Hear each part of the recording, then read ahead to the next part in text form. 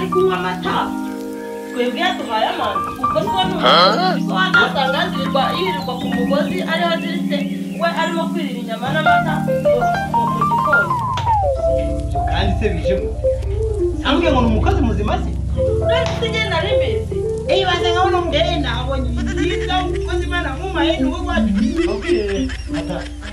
ntabwo wari kwihangana ntabwo wari gufata umwanya ngo urwane n'umukozi muha amata ndumva atari ikibazo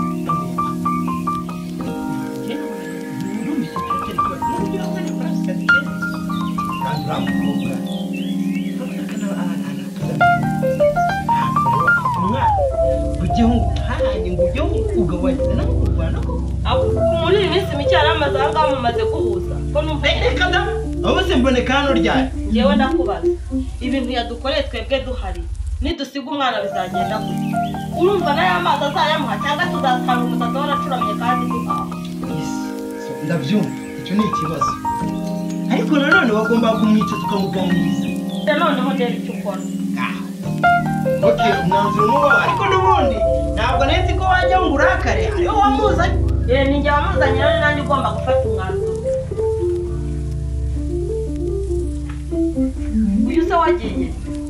mabuja narinje mabuja ibiki kamabuja uri ndakwingize mabuja ibiki none se udasubira mu cyaro mvuga guti ko mwambabari naga yuko unywa amata aho wagiye gukora ukabahama nyine urugo niba bari bashize barambwira uzagera kuzamurira kuresha zamurira babera wambabari ndakwingize rero umva bose wansabira imbabari muri Bibiliya haravuga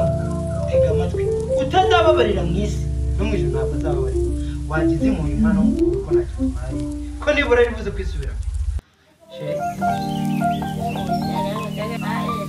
nta kintu ntwaye ntacyo atwaye kuko yaguhaye amazi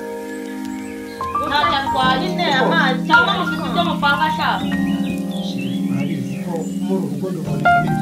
n'ibigeni mu cyaro aho wavuye waje bagutumye kuri misiyo yo gusenyera urugo ntabwo narusenya imbere rero hambere byagugende nambere ntazongera kunywa amata y'abana bawe mvuga ngo iki inzira napfa warenze nose mabuja warenze nanagati warenze igihe nagukatiye ari amata wanyweye uracyabazitiye ahubwo nakabaye nkoka n'izandukatiye ariko n'ubundi nawe ugenda ubwafasha wambabariye rwose iyi ndani ni nkozeho telefoni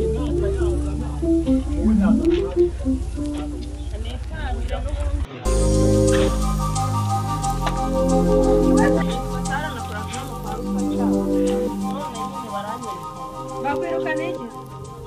amata y'abana uburu rukafu yikoreye ko mbona yikoreye urufurumba ubu none waba ubibye mwa jewe wowe ntabwo ni washe dusubire tujya kureba ko nta kintu batwaye tugende iyo kwa none mbwira ko niyambarira